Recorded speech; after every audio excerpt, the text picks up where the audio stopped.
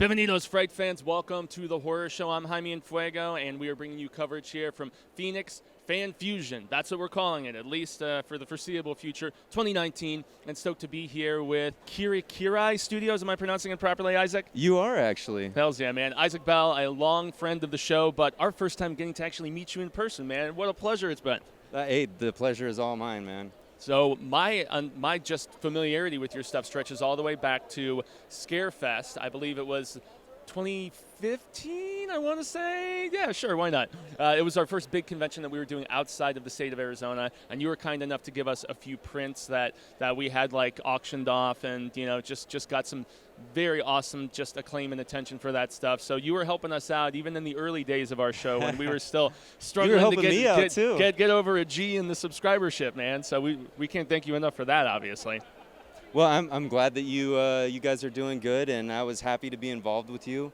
I love your show. I love what you guys are doing, and I mean, I love horror, so. So tell me where you're based out of. I forget these simple facts. Oh, well, it's not always so simple. I'm kind of a nomad, so I've been all over the place. I've even lived here in Phoenix, but right now I'm in the middle of nowhere in Kansas. Oh, wow. A little city called Wichita. There's a joke I'm going to abstain from making right now. Well, you wouldn't offend me. We're not in Kansas anymore. We're in that. Oh, yeah. That's okay. terrible. No, that's no. not offensive, though. But yeah, so I'm out there with my fiance. And nice, man. Congrats. Oh, thank you. And she and I started this studio together. And obviously we're working on a comic series and putting lots of artwork out there. So Kansas kind of works for us right now just because what else are you going to do in Kansas? Yeah. Just sit there and work on your projects, right? And pray for no tornadoes or whatever, yes. right? Yeah. Now, so does the solidarity help with the creative process, just being isolated and being able to just focus specifically without being surrounded by so many distractions like you might be in a big city? Oh, absolutely. Absolutely. I mean, it makes it a lot easier to sit there and focus when, there's not a whole lot of other things going on. And, I'm downplaying, Wichita does have good stuff too. So, and there's actually a lot of really creative, interesting people there that don't fit the stereotype of what you might think is going on in Kansas. So, yeah, nice, we're happy man. to be there. Yeah. Now, so I see some mashup stuff, obviously. Mm-hmm. I mean, this is the one that is being prominently displayed. We've got some Venom, Yeah. Batman mashing together. How well does that stuff do? Because I feel like, especially here at the conventions, it's that sort of bridging ideas and IPs and stuff together that really just catches people's eyes. No, I totally agree. I'm really impressed with the community here, the crowd that we've been working with because, man, these guys, they really appreciate something different, And so, yeah, we usually put this guy up because it does bring people in. We usually have a big one, but we're doing a small space at this show. So we're kind of testing it out. First time Still here. catching the eyes, though, man, Yeah, I gotta say. yeah. And, I mean, even as I look back, I mean, just so much more. I mean, that's another badass mashup. And, I mean, I see the Max. I see so many just killer properties back here, man. That is actually the clowns right there from Killer Clowns in Outer Space, prominently displayed in our fearless leader's home. I love it. I see it in the background on your show, and man, it gets me in the heart. So I appreciate that. Now, so speaking of creativity and doing something different, we got to hear a little bit about your own comic, man. Give the viewers the lowdown on what it's all about. Man. Okay. So first of all, I've been working on this my whole life. So this, I started coming up with the ideas in high school, and I've just been kind of chipping away at it over the years. So it's called Metal Shade. So, and it has a ton of influence from horror, of course. No. Hey, you know what? Everything I do is influenced by horror. There you go. And as I was telling you guys, like even when I'm drawing like Superman or something, I'm trying to make him a little creepy looking. So because that's what I love. So and with Metal Shade, originally the concept was just very, very simple. When I was young coming up, all my favorite characters were kind of the monster-looking characters, and I didn't realize until I started reading them that they were the bad guys and they weren't getting like the play that Spider-Man and Superman and those guys were getting, but I always thought they were way cooler looking. So with my book, I wanted to make those cool-looking, like, villain-type characters and put them in the protagonist spot.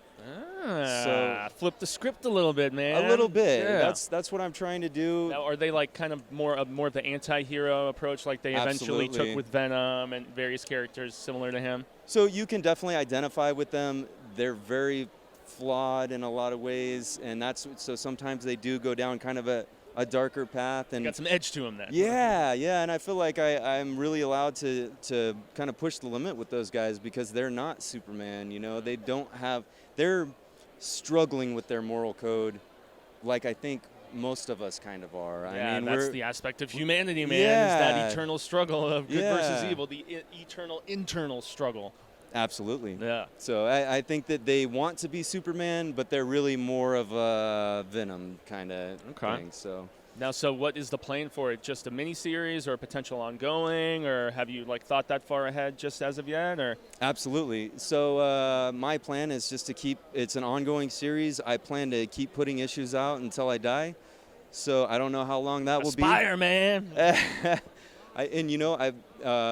People who have done that, there are a few creators out there who have been doing, their book has been coming out for 20 plus years, and it's a huge inspiration to me.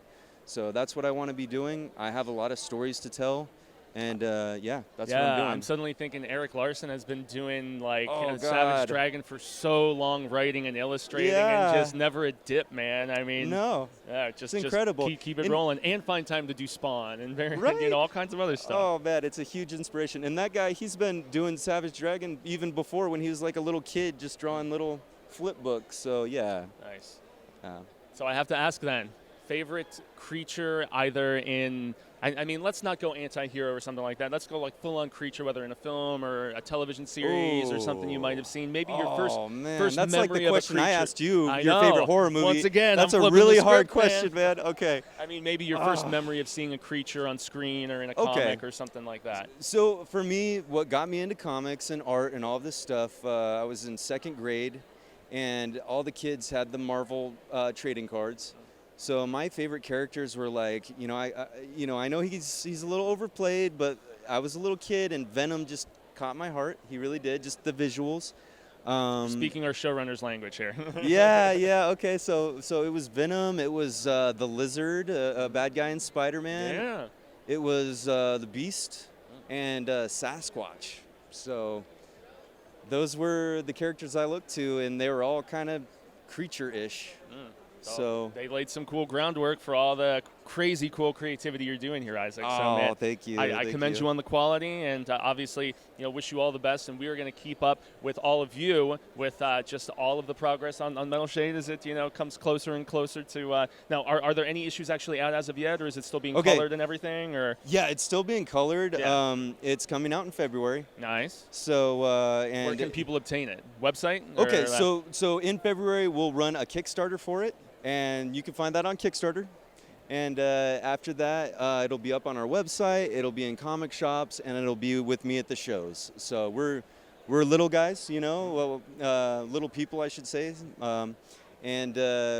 So it's a lot of work to get the word out. So, but we're in it for the long haul. Well, and we're here to help you spread the word, obviously. We truly appreciate it. And I've been talking to a lot of other small publishers, and the truth is, we really believe in what we're doing. We believe we know the book is good. We know the quality is there. So we just have to do the work to get it in front of people's eyes and persevere. So that's what we're doing. That's what passion projects are all about, man. That Yes, sir. process of perseverance, So absolutely. Hell yeah, man. So hit them with that website so they can, or any social medias possibly you might think would help them keep absolutely. up with the process. So the studio is Akira Kirai, and maybe you can put a little thing up. Yeah. But Akira Kirai. Yeah, so that's the website, akirakirai.com, and all the social media is Akira Kirai Studios. We also have our personal pages, which are really just full of art, and I'm IZIK Bell, obviously, and the awesome spelling of it as well. Thank you. IZIK. Yeah. So, and then my partner is Alexa Lowe, and she's a phenomenal artist. I'm biased, but I'm also right. And stay firm in that opinion, sir. Yeah. She's doing all the coloring on the comic series. She's an illustrator who does her own stuff. So you'll see her stuff on the website too, and she's phenomenal. Awesome, man. So. There it is, y'all. This is the first interview and one that is long overdue for us here at the Horror Show. So, IZIK, pleasure, my friend. Thank you so very much for being a part of this awesome Geektastic event with us. And we're going to be coming at you with more scarific coverage here from Phoenix Fan Fusion very soon. But until then, remember, stay scared. Yes, thank you very much.